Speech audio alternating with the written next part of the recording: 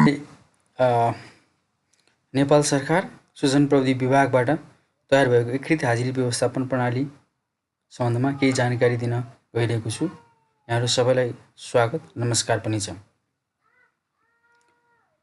यो प्रणालीको व्यवस्थापन सूचना प्रविधि विभागबाट हुँदै आएको छ। धेरै सरकारी कार्यालय, सरकारी संस्थाहरूले अहिले यो प्रणालीको प्रयोग गरिरहनु भएको छ। र यो प्रणाली प्रयोग गर्नु पूर्व केही आधारभूत विषयहरू जानकारी दिन जरुरी भएकोले मैले आज सानो भिडियो सामग्री तयार पारेको हुँ।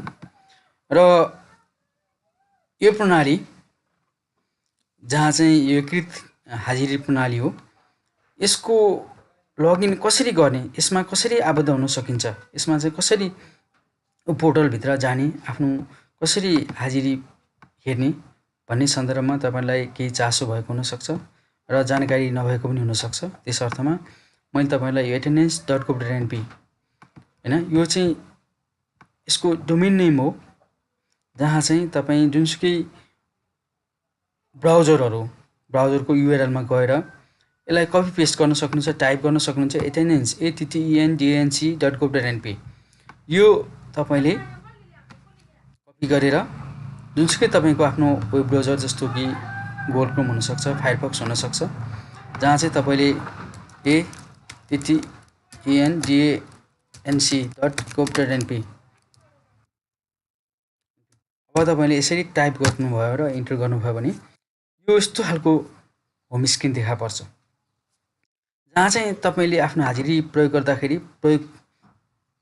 देखिने जुन युनिक आइडी नम्बर छ, जुन चाहिँ तपाईँको कर्मचारी तपाईँको आफ्नो सङ्केत नम्बर हुनसक्छ। अधिकांश स्थायी कर्मचारीको त सङ्केत नम्बरै छ, त्यही नै हाजिरी आइडी हो।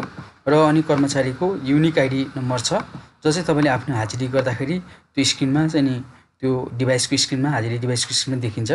र मैले पनि मेरो आफ्नो हाजिरी यसरी प्रयोग गरेको छु र यसमा चाहिँ मेरो आफ्नो पासवर्ड प्रयोग गरेर तपाईँलाई म देखाउँदैछु। तपाईँले आफ्नै युजर आइडी, आफ्नै पासवर्ड प्रयोग गर्न सक्नुहुन्छ। बाई डिफल्ट सुरुमा तपाईँले यदि पहिलोपटक प्रयोग गर्दै हुनुहुन्छ भने 1234 चाहिँ तपाईँको पासवर्ड हो र त्यस पछाडि तपाईँले त्यसलाई चेन्ज गर्न सक्नुहुन्छ, आफ्नो नयाँ पासवर्ड राख्न सक्नुहुन्छ। र मैले सुरुमा चाहिँ यहाँ यो लगइन स्क्रिन जुन देखा परेको छ, होम लगइन स्क्रिन, मैले त्यहाँ क्लिक गरेँ र यसमा चाहिँ फर्स्टमा चाहिँ यस्तो खालको फर्स्ट होम स्क्रिन देखा पर्छ र दायाँपट्टिको माथि टपमा एडमिन भनेर देखाइरहेको छ। तपाईँहरू चाहिँ नर्मल युजर भनेर देखाउँछ सायद, एडमिन भन्दा बाहेकको। र यहाँ देब्रेको टपमा चाहिँ यसरी एउटा मेनु की बसेको छ र जहाँ चाहिँ गृह विस्तार, कार्यालय व्यवस्थापन, कर्मचारी व्यवस्थापन, प्रतिवेदन र सहायता भन्ने अप्सनहरू देखाइरहेको छ।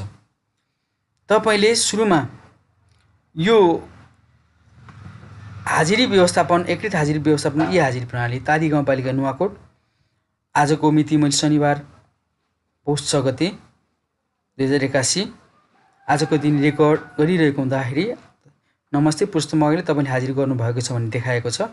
यदि तपाईँले लगइन गरिसकेपछि यदि कार्यालयमा आउनुभएको छ भने तपाईँले हाजिरी गर्नुभएको छ भनेर देखाउँछ र यहाँ अन्य विवरणहरू पनि देखाएको छ। सायद तपाईँहरूको पनि यस्तै खालको विवरणहरू आउँछ। यसमा तपाईँहरू धेरै चिन्ता गर्नु पर्दैन। यो एउटा होम स्क्रिन हो र तपाईँले खास जान्नुपर्ने कुरा भनेको यो अप्सन नेपाली इङ्ग्लिस के बनाउने हो, कसरी हेर्दा सजिलो हुन्छ त्यो हो। र अर्को भनेको तपाईँले चाहिँ अब सुरुमा चाहिँ यो होम स्क्रिन पछाडि यहाँ प्रतिवेदन भन्ने ठ्याक्क त्यहाँ क्लिक गरेपछि प्रतिवेदन भन्ने आउँछ, त्यहाँ थिच्ने। अनि फेरि लग आउट भयो, म फेरि जाँदैछु। के प्राविधिक समस्या देखा पर्दै भन्दा सिस्टम एरर देखाइरहेको छ,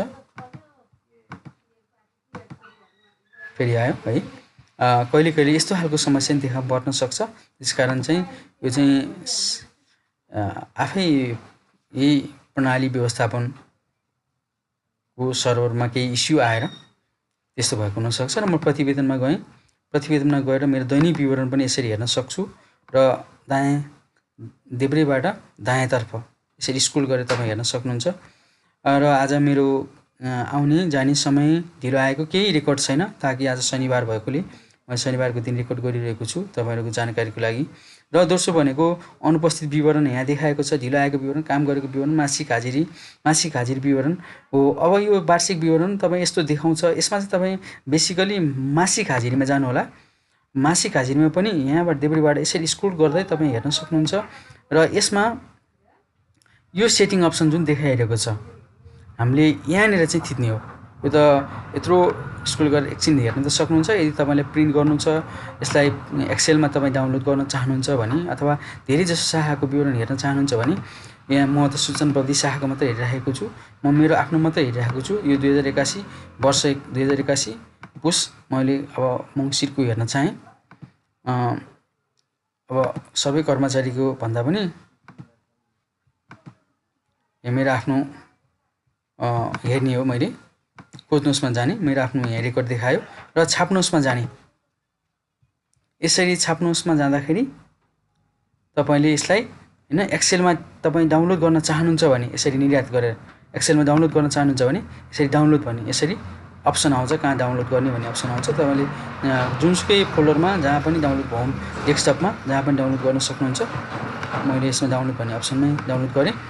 अब यहाँ डाउनलोड भएको अलरेडी डाटा छ। यो डाउनलोड भएको डाटा चाहिँ तपाईँले चाहिँ नि प्रिन्ट गर्न सक्नुहुन्छ, अझै राम्रोसँग रुजु गर्न सक्नुहुन्छ, यहाँ सजिलोसँग हेर्न सक्नुहुन्छ।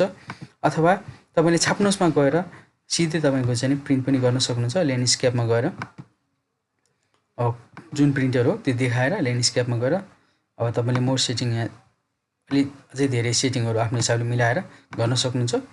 यो चाहिँ आफ्नो हाजिरी कसरी हेर्ने भन्ने सन्दर्भमा तपाईँले मलाई बुझाइरहेको विषय हो। र यसलाई रद्द गर्नुहोस्, किनभने अब काम सकिएपछि रद्द गर्दै बेटर हुन्छ। र फेरि तपाईँले यहाँ थिच्नुभयो भने फेरि यसरी लुक्छ, हाइड हुन्छ। यहाँ थिच्नु भने फेरि आउँछ है, सजिलो छ। र देब्रेबाट दायाँतर्फ है तपाईँले यसरी स्क्रोल गर्न सक्नुहुन्छ। र यो चाहिँ हाजिरीको सम्बन्धमा हो, विवरण हेर्ने प्रतिवेदन के तपाईँले जुन चाहिँ मासिक प्रतिवेदन हुन्छ त्यो हेर्न सक्नुहुन्छ। अर्को विषय भनेको तपाईँको अब यो कर्मचारी व्यवस्थापन भन्ने यहाँ चाहिँ जुन देखाइरहेको छ, यहाँ एउटा ड्यासबोर्ड हामीलाई हेर्नु परेन। यो तेस्रोमा जाउँ, कर्मचारी व्यवस्थापन। यहाँ थिच्दाखेरि के आउँछ, एउटा यहाँ चाहिँ अनुरोध भन्ने अप्सन आइरहेछ है, अनुरोध भन्ने आइरहेछ। अनुरोध, सिफारिस, स्वीकृति।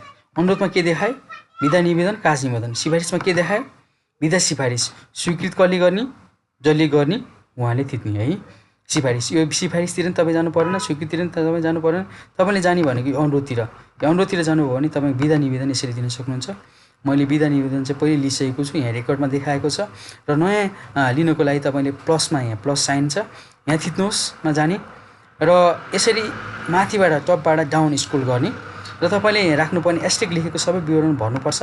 विधाको विधा, पर्व विधा लिने कि, क्याबी विधा लिने कि, सञ्चित विधा लिने कि, के विधा तपाईँको के हो विधा हैन, त्यो विधा तपाईँ लिनुहोस्। विधाको सुरुको मिति यहाँ यसरी देखाउँछ।